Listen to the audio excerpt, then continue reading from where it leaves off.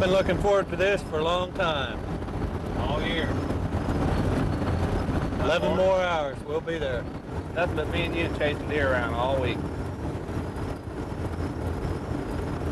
Tomorrow night I'm gonna kill a big buck, sleep in Saturday morning, wait all day for hunt, sleep, fish. Yeah, I can't wait to see what they did this week. That's why I had you bring the TV. You didn't tell me to bring a TV, you said you were gonna bring it.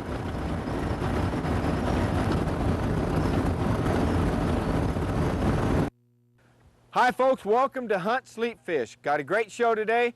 We're going to take you to northeastern Oklahoma. We're going to do some crappie fishing at Keystone Lake.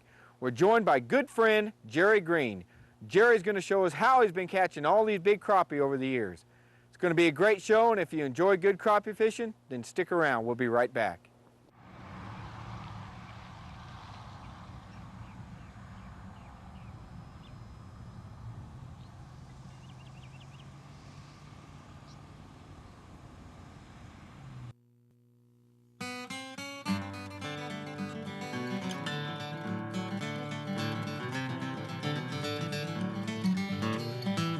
I was born in a little town where my parents had settled down, where the grass is green, that sky so blue, and the mountains look down on you. Now my dad works in the coal like his dad, God rest his soul.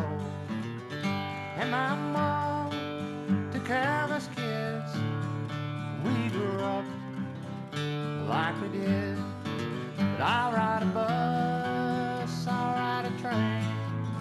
I'm going home one of these days. I'll drive a truck, I'll fly a plane. I'm going home one of these days. I'm going home, home one of these ways.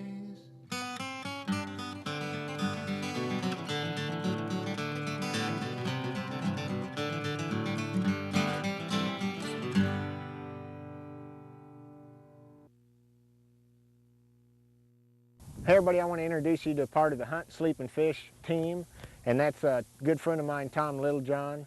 Now Tom's one of those guys who could catch fish in a swimming pool, and today we're going to go out with Jerry Green of Champion Guide Service, and I'm not going to let Tom show me up though. So we'll see, huh? All right. So you guys stick around, we're going to have a good time.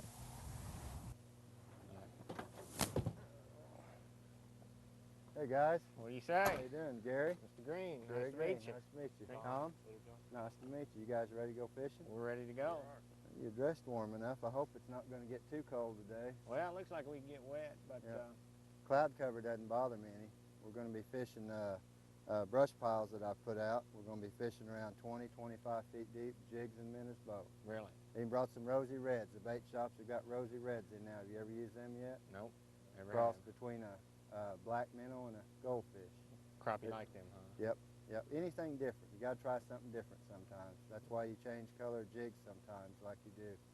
You know, and if you put a different color minnow down there, sometimes it works, sometimes it don't. Little variations. Just like keep that changing and you'll get them. Yeah, with a little luck, we'll do good today. You know, most people after they put their deer rifles up and then they wait for it to get warm to go bass fishing. Yep. But there's a lot of good fishing to be had this time. There's a lot of good fishing throughout the wintertime, especially for crappie. I mean, some fishing slow bass and sand bass or slow catfish bite throughout the winter, but the best is crappie.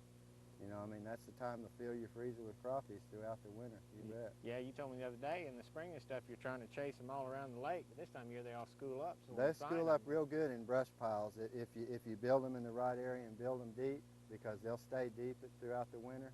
And man, you're fishing right in their living room when you drop that bait down in them brush piles. And as the water warms up, they'll move out and get ready to stage for spawn. But right now the water temperature is still cold enough. It's in the low 30s. They're staying put in the deep brush piles, and all you got to do is find them and fish them. Well, fantastic. Let's get your boat in the water and we'll show everybody how to catch some winter crappie. Let's do it. I'm ready. I'll guarantee. All right, let's do it. So how deep they been holding, Jerry? Well, here lately, some days when it warms up a little bit, you might pick them up about 16, 18 feet. But other than that, they're below 20. Really? 20, 25. Sometimes you can drop on down a little bit, pushing 30 and pick a few up. Yep. When do they start moving up into the shallows? Here pretty quick. We're in what, mid-February now. Yeah, I don't know. You know, with the bad weather that we've had lately, it might be a little bit later in the year. You know, but I'd say mid-March usually. You know, now late March and early April is usually when you can get them up in real shallow water. Good deal. Bobbers and minnows or whatever. Yeah, yeah. But we'll just have to see today. It's a little bit overcast as you can see. Which ain't going to bother the fishing any, you know. Saturday we did real good, and minnow fishing had been kind of slow lately, but it recently picked up real good. Fantastic. So hopefully we'll do some good on minnows. I'd rather today. fish with it a little cold, because I can always put on clothes, but Oh, yeah. when it's hot, Yeah. it's just gets pretty miserable. Gets so. pretty miserable, yeah, yeah. Besides that, in the wintertime, you don't have them topwater carp out here everywhere. You know what I'm talking about? They got a bunch out here? Jet skis. Oh, yeah. Yeah, I can live without them jet skis. Yeah. I tell you what. That's what a buddy of mine calls them, topwater carp. Topwater carp, huh? Yeah, I always thought they ought to take a quarter of the lake and give the jet skiers and then leave the rest to... Carl Blackwell, they do that. I think They've that's got what one they do. area of the lake that is fishing and skiing, and the rest is skiing and jet skiing, and the rest of it is just fishing. Yeah, well, that's So, what they ought to do everywhere, because there's it nothing wouldn't worse hurt to my a fisherman. feelings. Well, I tell you. But the way my luck runs, Gary, they put my best fishing areas for jet skis. Your luck's like mine, huh? I'm gonna put a jig on. Not a bad little They're, crappie right there either, is it? They're pretty aggressive. Yeah, they are. I'll tell you what, just in the last 2 or 3 days, have they switched to hitting minnows pretty good. There for a while, most of the winter, it was about 95% jigs. You know, and just here recently they've switched and wanting minnows now. I'm not sure exactly what does that, but that's why I always come out with both. Be prepared with whichever they want. You know, I think there's something to be learned here as far as 99.9% of fishermen would never think this close to the bank there'd be that many fish holding down there. Well, you got to find areas that the main channel runs. You know, now this spot would be just as good, Gary, if the main channel was out in the middle of the lake. It would be just as good. But either way, the key is getting pretty close to the main channel for wintertime crappie fishing.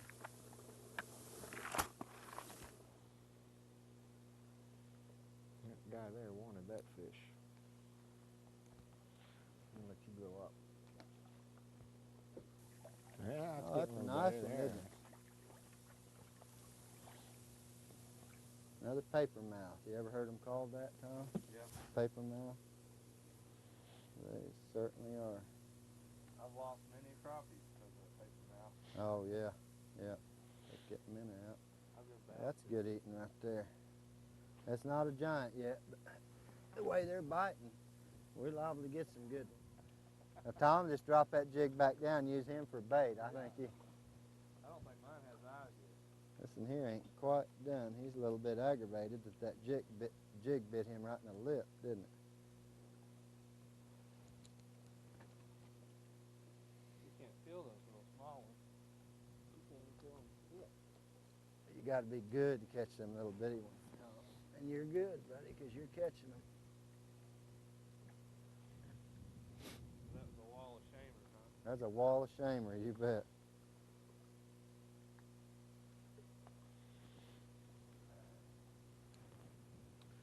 All right. Catching some slabs, Jerry said we would, on Keystone Lake. You guys stick around because we're working on a pretty good fish fry. All right. These are some good ones. They're not them big slabs yet, but you got to weed through these little ones before the big ones will start in, maybe. I noticed they're a little light colored. Yeah. Almost like we catch bass like that every once in a while in dirty water. Is that, Yeah. is that Oh, why? yeah. I think that because we're fishing so deep, and plus the sun hadn't been out very much lately, and the water here recently, since it's come up, has gotten just a little bit stained, and I think the combination of the two is probably why they're misty. Probably why they're as white as they are. We haven't been catching very many black crappie this year yet. We catch it, oh, there you go, Tom. We might have to put one pole up. He's about a pound and a quarter. Yeah, these fish are, yeah, how fat his belly is. He's been gorging himself recently. All right.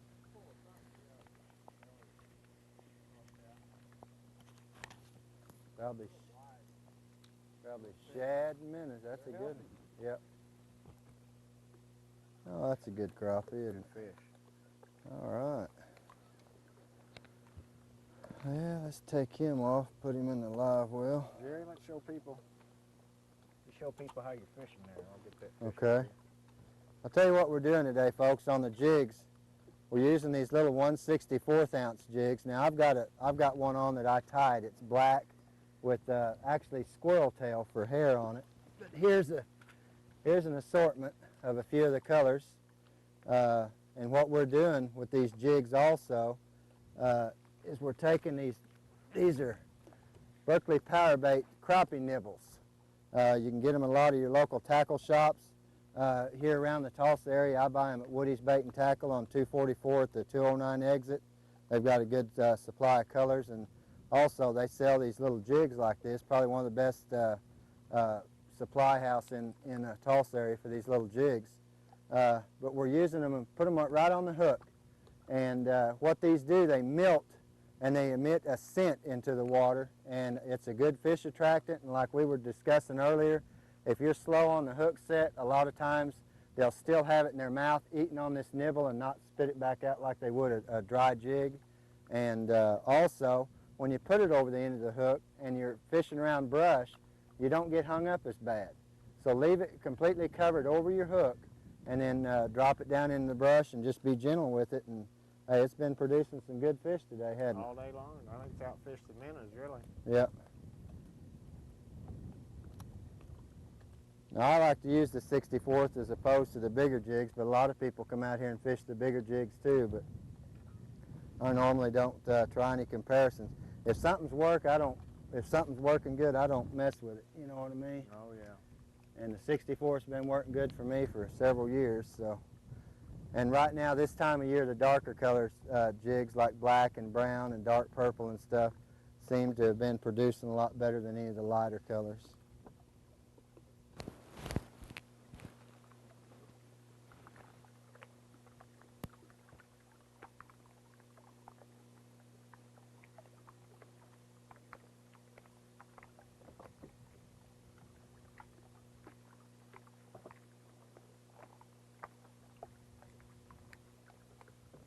You like working that camera, Scott? Are you cold? Oh well, the world needs cameramen too.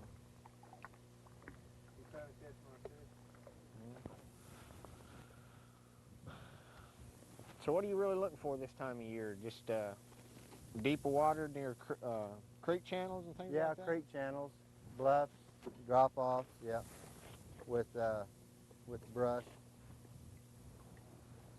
Like I say, nowadays you have to have permits. You have to get permission to put brush in. So How long does it take for them to really start attracting fish right away? Or? well, now Gary, that really and truly sometimes depends on what kind of trees you put down. What I've been using lately is trees that don't really emit a scent, like a fresh evergreen or a fresh Christmas tree. Mm-hmm. You know, I won't use them because of the scent unless they lay around for a year and dry out real good. But I've been using sycamores, and the fish will come to them just immediately. But to get big fish, it takes a little while. You know when you pull up an old branch that has that green algae and stuff on it, that's what the minnows eat and that's what the shad eat. So you're putting brush down to attract the bait, and then of course the fish follow.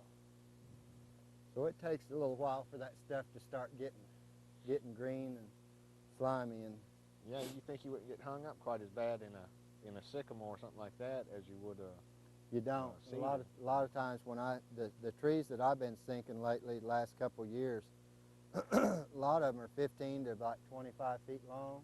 They're young trees, and I'll trim all the limbs off except for about the last 6 or 8 feet. And all right, Tom. There we go. That looks like. And you don't stay hung up as bad when you do that, because fish are going to get up next to the butt of a tree or the bushiness of it either way, you know. But if it's just a stem or something sticking down there, they'll get on it, and you don't stay hung up as bad. You want to keep him? Yep. A little small. You better start keeping somebody. You're liable to have to eat bologna and cheese when these guys are sitting around eating fresh crappie. There too by now. Yeah. Oh yeah. You never know. Before we completely quit, we'll have to go hit that spot one more time. Yeah.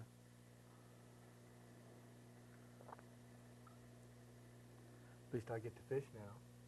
Make Gary run the camera for a little bit. Yeah, but see, he got to catch earlier. You're just fishing. Well, he wasn't doing much catching though either, was he? He did earlier. I always tease people, "You going fishing this weekend?" I say, "No, I'm going catching." Oh, same thing. I said, "No, it ain't." Some people go fishing, I go catching. Pretty good. Keep them out of that other fly. Yeah, I will. I think you got you a good fish there, It's bud. not too bad, is it? We might need to net that, yeah. No, no. He's a, Oh, Oh, yeah. yeah, I met him. oh, yeah. That's a good fish right there, buddy. Bring him on over here. All right. That's not a bad fish right there, That's is a it? good. That's on that new hook hider pole, too, wasn't it? Yeah, it is. Well, look at his belly. Or her belly. Hey, tell the That pole's not only handy for hiding your hook, it catches fish, too. Man, oh man, that's a good fish right there, buddy. Nice fish. Is that on the minnow too? Huh? Yeah, that was Yeah. a minnow too. Yeah, What was you saying about minnows, Gary? that's a good fish. Good You fish. betcha. You guys got you a good mess of fish. Yeah, we do. If I decide to give them to you. What was that $20 I paid for? Yeah, really. I never seen it.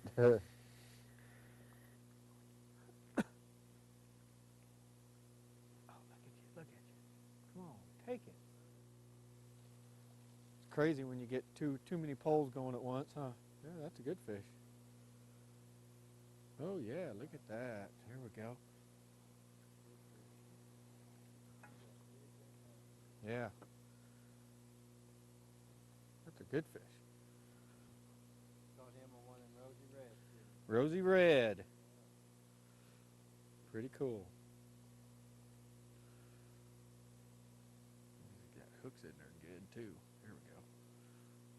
I think I can get another fish with that minnow too. Yeah. Jerk too hard. Look at that, folks. Isn't that a good fish? Good fish. Had a good time. This is good times. Guys, we had a great time this week. We hope you did too, and I appreciate you joining us. These guides work real hard on making sure we have a good show and have a good show for you too. So I want you to reward them by giving them a call and letting Jerry take you out fishing. I'm going to have his number and his website at the bottom of the screen here in a minute, and you be sure and give him a call and have him take you and your kids fishing.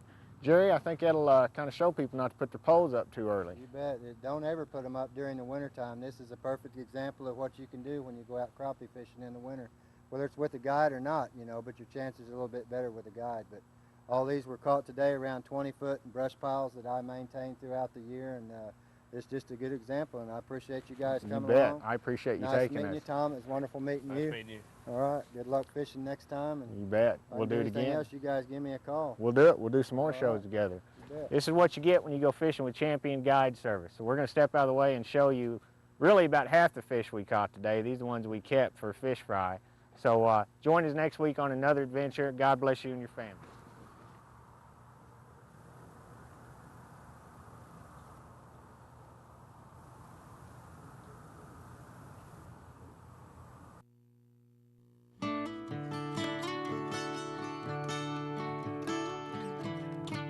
This week's show brought to you by the Oklahoma Big Bucks Contest and Oklahoma Honda Suzuki. The fun starts here.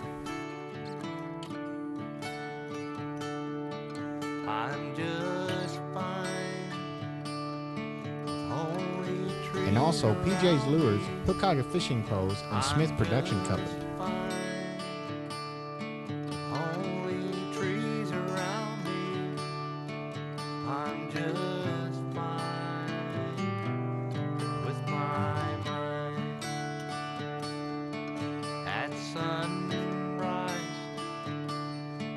I'll be on the water. At sunrise, I'll be on the water. Last sunset, best one yet. And oh, it's the wondering makes guys like me insane. Who in their right mind would wanna fish out in the rain? My wife thinks I'm crazy, and sometimes she complains if I'm in my right mind.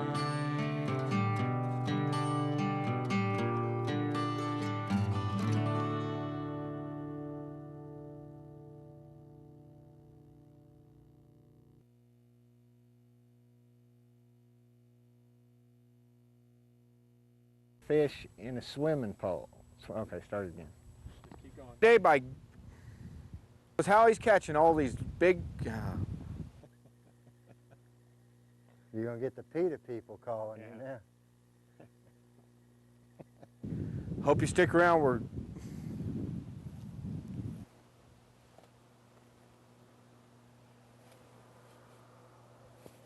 enjoy crappie fishing. Today's the show you want to watch. Nah, forget it.